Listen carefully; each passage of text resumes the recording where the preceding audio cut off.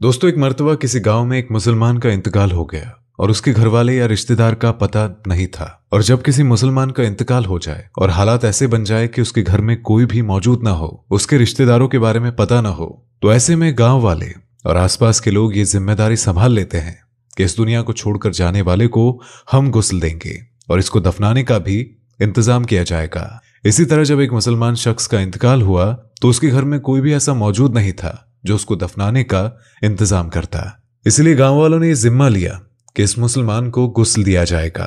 गुस्ल के बाद जिस तरह जनाजे की तैयारी की जाती है, उसी तरह इस मुसलमान भाई के जनाजे की भी तैयारी की जाने लगी और फिर नमाज जनाजा का ऐलान हुआ और आखिरकार मोहल्ले वाले और तमाम गांव वाले मैयत लेकर कब्रिस्तान पहुंच गए। कब्रिस्तान पहुंचकर इस शख्स की नमाज जनाजा अदा की गई और कब्र खोदने का काम शुरू हो गया।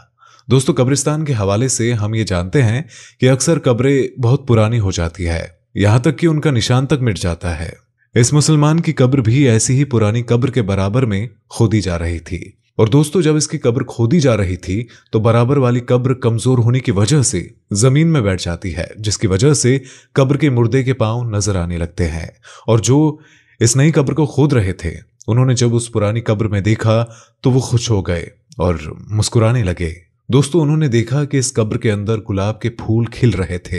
ये देखकर लोग हैरान रह गए कि आज से पहले कई कब्रें देखी है जिनके ऊपर तो कई फूल और दरख्त नजर आते हैं और दरख्तों के साए में भी हमने बहुत सी कब्रें देखी है, लेकिन कब्र के अंदर कभी फूल लगे हुए नहीं देखे। इस मंजर को देखने के बाद लोग ये फैसला करते हैं कि ये आधी कब्र तो खुल चुकी है, तो क्यों ना इसकी अच्छी तरह से फिर से तामीर कर दी जाए। दोस्तों, जब उन लोगों ने कब्र पर अच्छी तरह से गौर किया और करीब से देखा तो उन्हें पता चला कि कब्र से मैसूर करने वाली बहुत अच्छी खुशबू आ रही थी। खुशबू इतनी अच्छी थी कि इसको सूंघकर हर कोई मदहोश हो रहा था। गांव वाले देखते हैं कि कब्र तो बहुत पुरानी थी, लेकिन इसके बावजूद इस मुर्दे का जिस्म बिल्कुल सही सलामत है और इसकी कफन की चादर जर्रा बराबर भी मैली नहीं हुई है। और दोस्तों, ये मंजर देखकर सब लोग हैरान रह जाते हैं और सबके दिल में एक ख्वाहिश पैदा होने लगती है कि हम इस शख्स के बारे में जानकारी हासिल करें।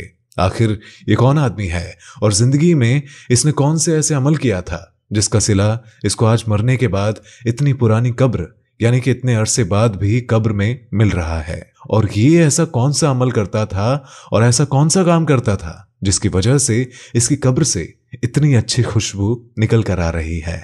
चुनांचे सभी ने फैसला किया कि इस शख्स की तलाश जरूर की जाए। दोस्तों, इसकी कब्र को मिट्टी डालकर फिर से बंद कर दिया जाता है और जो जनाजा तमाम लोग अपने साथ लाए थे उसको दफन भी कर दिया जाता है। फिर इसके बाद लोग आसपास के तमाम गांव में फैल जाते हैं और इस कब्र के मुर्दे के घर वालों की तलाश शुरू कर देते हैं। आखिरकार कई रोज सख्त मेहनत के बाद और बुजुर्गों के मशवरे के बाद उन्हें यह पता चल जाता है कि यह शख्स कौन था। फिर कुछ लोग इकट्ठा होकर उसके घर पहुंच जाते हैं जहां वो शख्स कभी रहता था। बज़ाहिर घर देखने में बहुत पुराना लग रहा था और घर को देखकर ये नहीं लगता था कि यहां कोई रहता होगा। लोग उस घर का दरवाजा खटखटाते हैं, जिसके बाद अंदर से बहुत कमजोर सी आवाज आती है, दरवाजा खुला है, आ जाओ। गांव वाले मिलकर घर में दाखिल होते हैं और दोस्तों, जब वो घर में जाते हैं तो देखते हैं कि इस घर में बहुत कमजोर औरत मुकीम है जिसकी उम्र बहुत ज्यादा हो चुकी है और उसका जिस्म इंतहाई कमजोर हो चुका है। चुनांचे ये लोग उसके पास बैठ जाते हैं और उससे सवाल करते हैं कि फला कब्रिस्तान में उस जगह एक कब्र है, बताया गया है कि उस कब्र का ताल्लुक आपके घर से है, तो आप हमें बताइए कि वो कब्र किसकी है।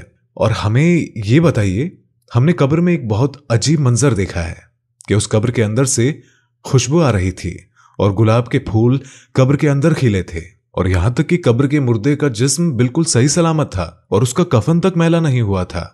आखिर वो शख्स कौन था? ये सब सुनकर वो बूढ़ी औरत एक लम्हे को तो खामोश रहती है और फिर कहती है, जिस कब्र का तुम जिक्र कर रहे हो वो मेरे शौहर की कब्र है। जवानी में ही उसका इंतकाल हो गया था और वो मुझे छोड़कर चला गया था। लोग सवाल करते हैं कि आखिर आपके शौहर ऐसा कौन सा अमल करते थे कि आज भी उनका जिस्म बिल्कुल सही सलामत है और कब्र में से खुशबू उठ रही है। तो वो औरत कहती है, मुझे कुछ ज्यादा तो याद नहीं क्योंकि मेरी याददाश्त बहुत कमजोर हो चुकी है, लेकिन हाँ, एक ऐसा अमल जरूर था जो मुझे आज भी याद है और मेरा शौहर रोजाना वो अमल दोहराया करता था।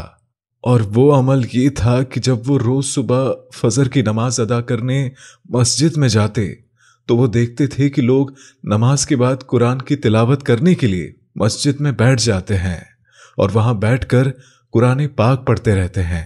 लेकिन मेरे शौहर को कुरान पाक पढ़ना नहीं आता था और वो बस इस बात पर बहुत गमगीन होते थे और रोने की हालत में घर आते थे और आकर कहते थे कि मैं कितना बदनसीब हूं कि मुझे कुरान पाक पढ़ना नहीं आता। हाँ, वो घर में रखे कुरान को अदब से चूमकर अपने सीने पर लगाते थे और उनकी आंखों से आंसू जारी रहते और कुरान पाक को खोलकर जो भी आयतें उनके सामने आती उस पर वो अपना माथा फेरता और कहता कि है अल्लाह, तूने इस किताब में जो कहा है वो हक है और तू सबसे बड़ा सच्चा है और तेरी किताब सच्ची है। और वो काफी देर तक मुख्तलिफ आयत पर हाथ फेर कर ये अल्फाज दोहराते रहते थे और उनके आंसू लगातार बहते रहते थे। उसके बाद वो कुरान चूम कर उसे सीने से लगा लेते थे और उसको अपनी जगह पर रख देते थे। और ये काम मेरा शौहर रोजाना करता था।